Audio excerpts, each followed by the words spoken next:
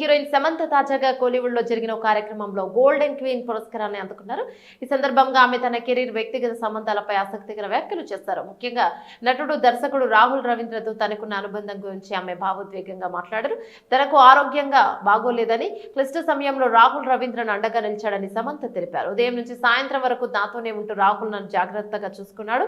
మా బంధానికి ఓ పేరు పెట్టలేను, స్నేహితుడా, సోదరుడా, కుటుంబ సభ్యుడా అనేది చెప్పలేను అంటూ రాహుల్ పై తనకున్న అభిమానాన్ని వ్యక్తపరిచారు. అభిమానుల మద్దతు తన అదృష్టమని, తన కష్టం, లక్ వల్లే ఇంత ఆదరణ లభిస్తోందని ఆమె పేర్కొన్నారు. కెరీర్ గురించి మాట్లాడుతూ, మనం తీసుకునే ఒక్క నిర్ణయాన్ని బట్టి కెరీర్ ఎలా ఉంటుందో చెప్పలేం. తెలిసి తెలియక తీసుకునే ఎన్నో నిర్ణయాలు మనం ప్రయాణంపై ప్రభావం చూపుతాయని సమంత అన్నారు. ఇదే కార్యక్రమంలో పాల్గొన్న దర్శకురాలు సుధా కొంగర సమంతపై ప్రశంసలు కురిపించారు. తాను సమంతకు పెద్ద అభిమానినని, గత 5 ఏళ్లుగా ఆమెను దగ్గర నుంచి చూస్తున్నానని తెలిపారు. ఆమె కష్టాలు చూస్తే కన్నీళ్లు వచ్చేవని, ఎంతో మంది అమ్మాయిలకు సమంత స్ఫూర్తి అన్నారు.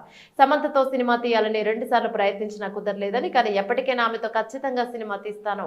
ఆమె నటించిన ఊ అంటావా పాట నాకు ఎంతో ఇష్టమని సుధా కొంగర చెప్పారు. దీనికి సమంత స్పందిస్తూ తనకు యాక్షన్ సినిమా చేయాలనుందని తెలిపారు. తప్పకుండా యాక్షన్ సినిమా చేద్దామని సుధా కొంగర బదులిచ్చారు.